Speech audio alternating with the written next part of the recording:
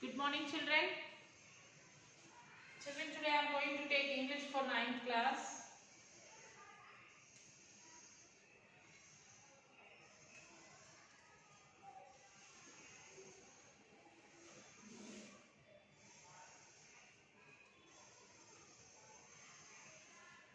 Unit 6, C, Reading, an icon of civil rights.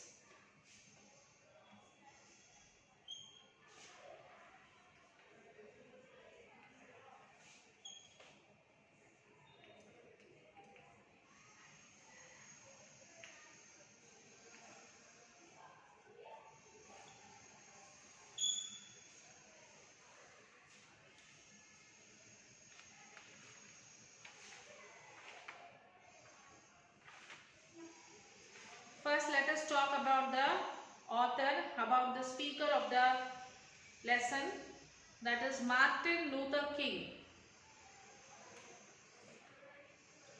He was born on January 15, 1929 in Atlanta, Georgia. King, both a Baptist minister and civil rights activist, had a seismic impact on race relations in the United States. Beginning in the mid-1950s, among many efforts, King headed the SCLC, Southern Christian Leadership Conference. Through his activism, he played a pivotal role in ending the legal segregation of African American citizens in the South and other areas of the nation, as well as the creation of the Civil Rights Act of 1964 and the Voting Rights Act of 1965. Martin Luther King received the Nobel Peace Prize in 1964. Among several other honors, King was assassinated in April 1968 and continues to be remembered as one of the most landed African American leaders in history, often referenced by his 1963 speech, "I have a dream." So this is about the speaker.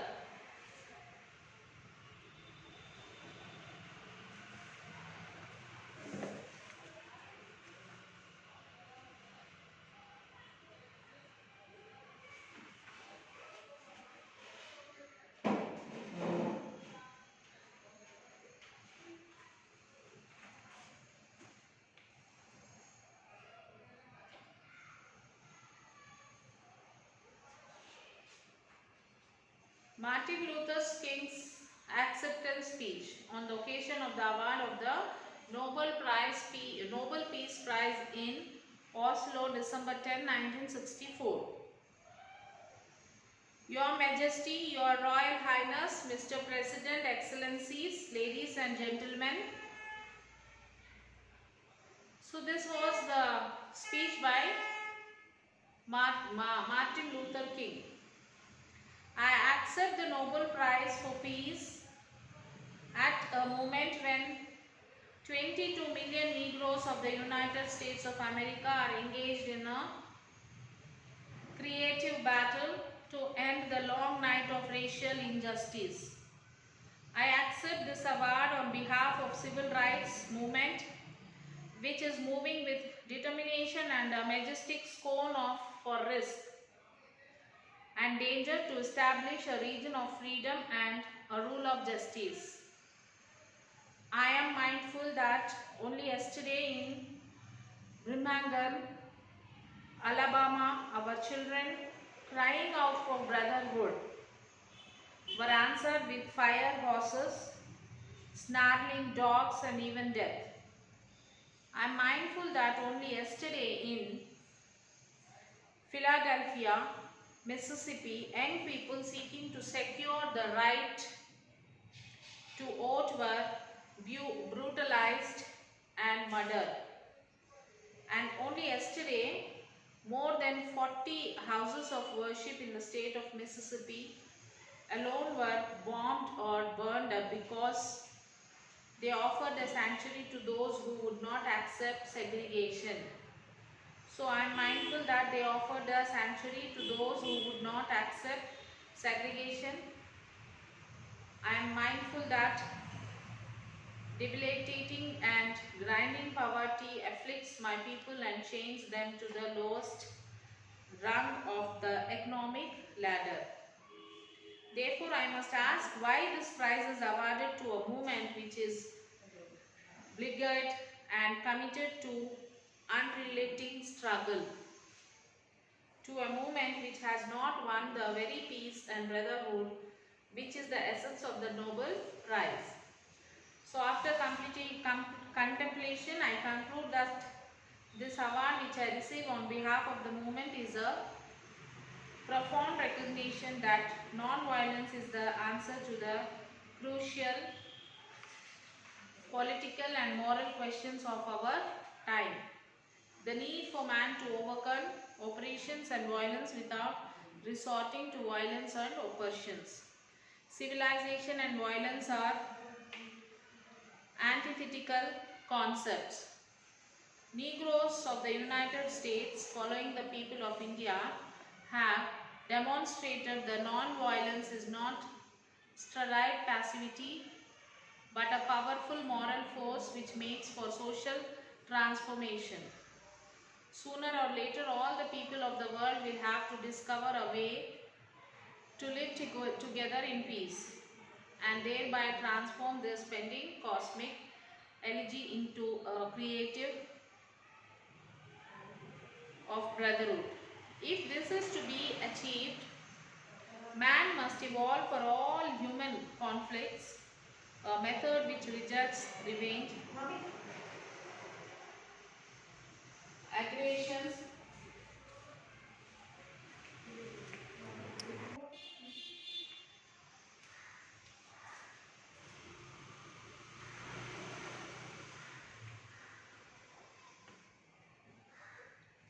So Negroes of the United States, following the people of India, have demonstrated the non-violence is not sterile passive. So this is the tortuous road which has led from Montgomery, Alabama to Oslo, bears witness to this truth. This is a road over which millions of Negroes are traveling to find a new sense of dignity. This same road has opened for all Americans a new era of progress and hope. It has led to a new civil rights bill, and it will, I am convinced, to widen and lengthen into a super highway of justice. As Negro and white men in increasing numbers create alliances to overcome their common problems.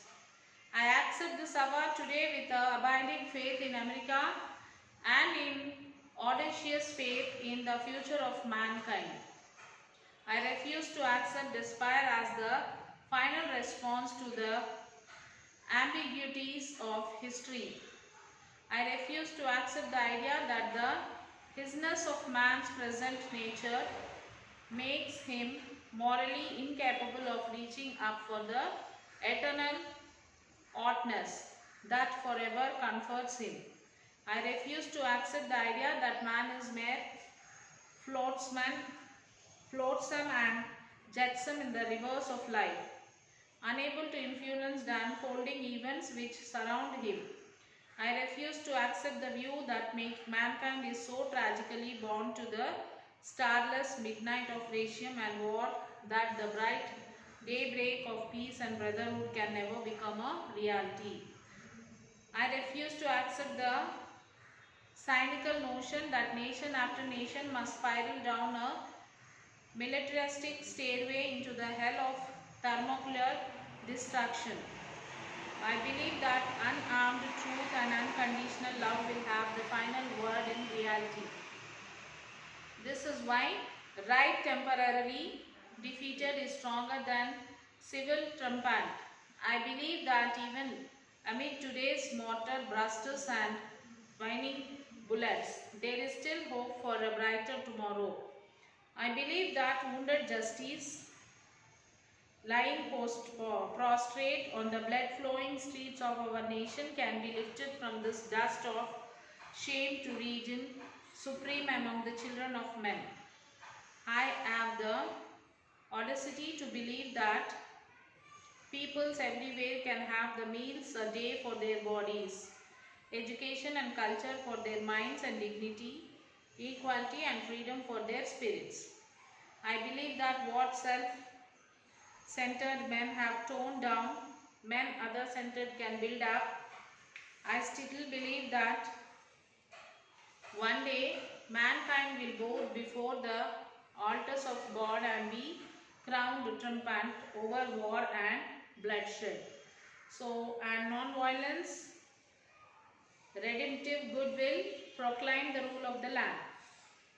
And the lion and the lamb shall lie down together, and every man shall sit under his own vine and fig tree, and none shall be afraid. I still believe that we shall overcome. This faith can give us courage to face the uncertainties of the future. It will give our tired feet new strength as we continue our forward stride towards the city of freedom. So when our days become dreary with love pouring clouds and our nights become darker than 1,000 midnights, we will know that we are living in the creative turmoil of the genuine civilization struggling to be born. Today I come to Oslo as a trustee inspired and with renewed dedication to the humanity. I accept this prize on behalf of all men who love peace and brotherhood. I say I come as a trustee, for in the depths of my heart I am aware that this prize is much more than an honor to me personally. So even time I take a flight, I am always mindful of many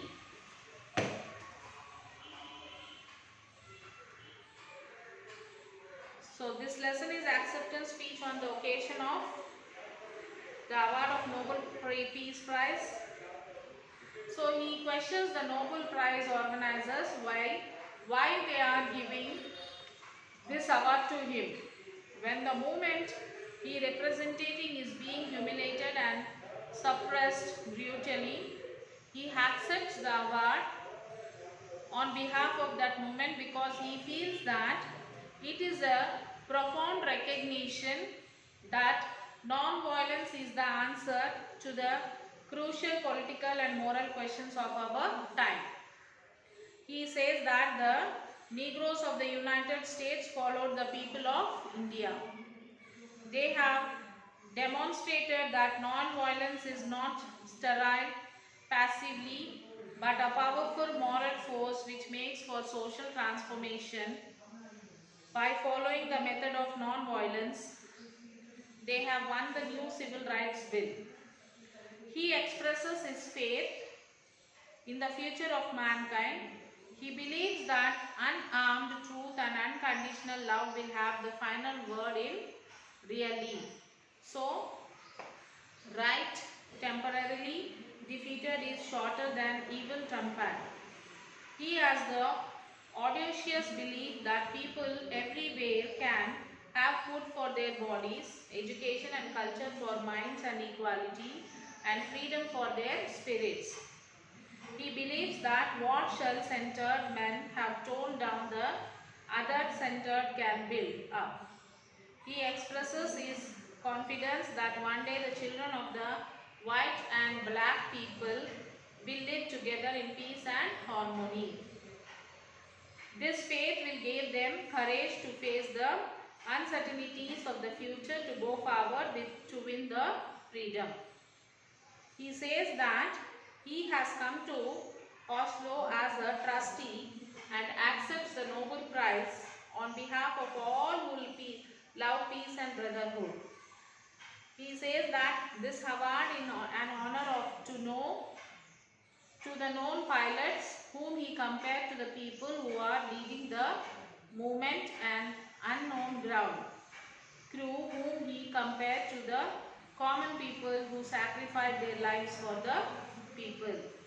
So this is the speech from Martin Luther King, and the speaker talked about a creative battle in the beginning of his speech. What does he mean by this phrase? The battle which wantedly created, it indicates that racial discriminations comes under the meaning of creative battle. What is Martin Luther King's speech about? List the issue he is talking about.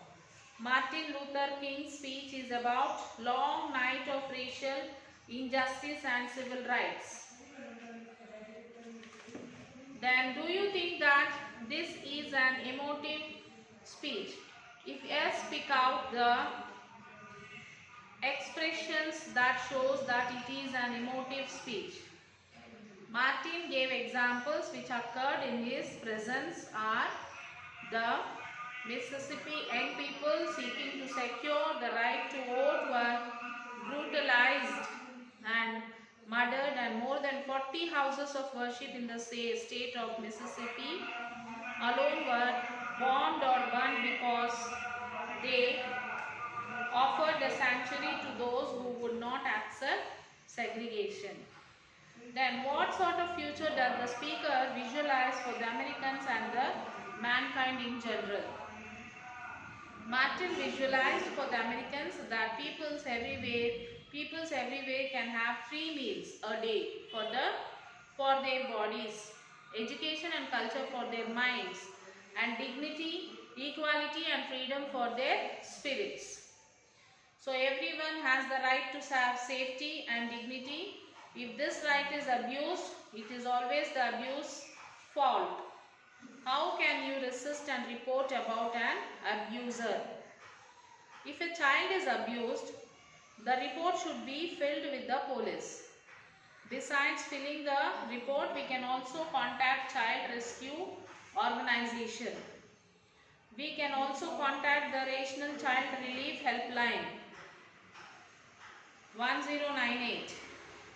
In the same way, we can report against any kind of abuser. Besides filing a report with the police, we can take help from various organizations established for different purpose. And you have the vocabulary after the question answers.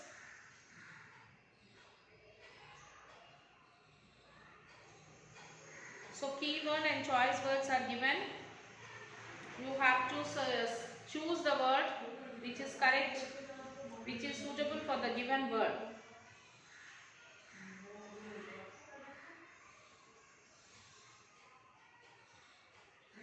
So here we have a prepare a speech on the following occasion in your school. Independence Day. You can use some of the quotations given in the box. Look up your libraries if you like, but there is no gate, no lock, no bolt that you can set up the freedom of mind. So let us read the speech. Respected teachers, elders and guests, and my dear friends, a very brilliant morning and warm greetings of our greatest day of days to you all. We breathe this cool morning, the inspiring air of freedom. Today we stand in the protective shelter of our tricolor flag as it flies high in the sky and proclaims to the world the great achievement of Indians. But the flag also reminds us of the selfless sacrifice thousands of Indians made to gift us this invaluable independence. The flag at the same time advises us to be mindful of our responsibilities.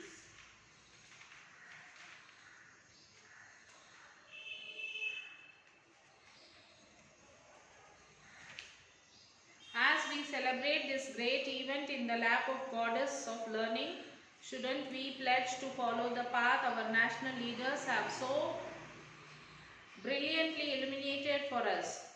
As the present students and future citizens, shall we plan for our future and our Mother India's future too? As you all know well, planning for future demands analysis of present. Are we then really free in its comprehensive sense? Are we, for example, free from fear? For as Aristotle has well said, he who has overcome his fears will truly be free. Are we really aware of and following Eleanor Roosevelt when he says, freedom makes a huge requirement of every human being. With freedom comes responsibility. For the person who is unwilling to grow up, the person who does not want to carry his own weight, this is a frightening prospect. Are we really respecting freedom of expressions? Do we follow S.G. Talentre's mantra is disregard? The mantra is, I disapprove of what you say, but I will defend to the death your right to say it. As we free from hatred and jealousy, shouldn't we put into practice Martin Luther King's wise advice? Let us not seek to satisfy our thirst for freedom by drinking from the cup of bitterness and hatred, even after independence. Are we allowing our innate nature to move in its own way? Do we prove Virginia Woolf right in the saying, look up your libraries if you like, but there is no gate, no lock, no bolt that you can set upon the freedom of my mind. The present picture is full of challenges: literacy, poverty, corruption, pollution, fast depleting natural resource. The list is too long to complete here. It haunts us day and night. Let us all work together to slow these burning problems. Let us empower ourselves first to be able to work for Mother India. Let us hope to see Mother India full of smiles. Thank you all for your encouraging attention. Jai Hind. So this is about the speech about the Independence Day. And next you have the project work.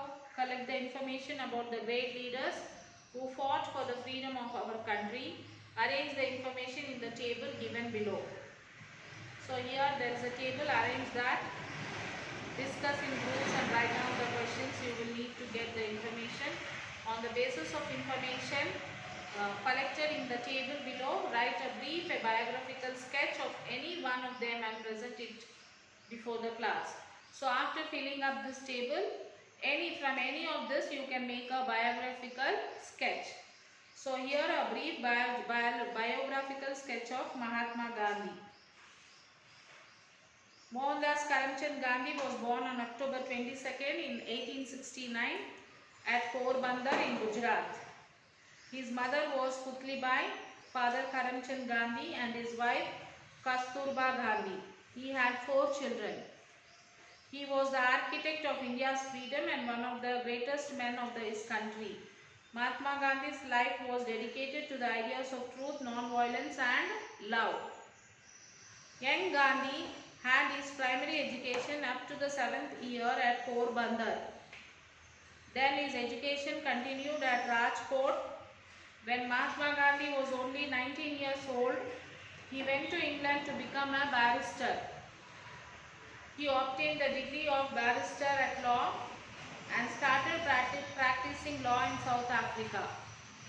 So Mahatma Gandhi stayed on in South Africa for nearly 21 years to fight against racial discrimination against India settlers. He propagated the concept of Satyagraha. Satya means truth and Agraha means firmness. It was the use of soul force against brute force or violence.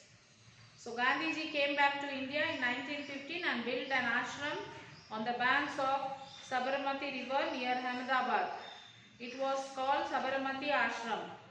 The way of life that he practiced and succeeded in persuading the government to abolish many abuse against labours in the Bihar, the Khaira peasants in Gujarat, etc.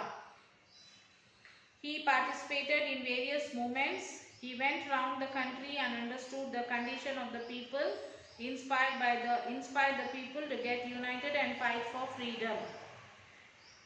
He led movements like non-cooperation, salt satyagraha and quit India. He was arrested and sent to jail. When India became independent, he did not accept any sort of power in the government. He rendered selfless service to the nation. He soon earned the title of Mahatma. Maha means great and Atma means soul. So among Indians all over the world, finally he was assassinated on 30th January 1948 at the age of 78 years. So this is the biographical sketch of Mahatma Gandhi. So now children, you will have to write all the question answers which is related to this lesson.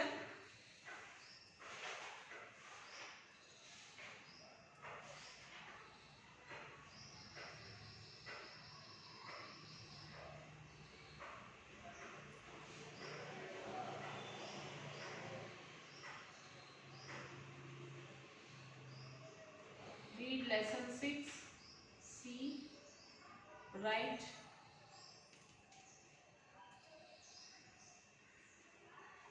Question answers, grammar in classwork.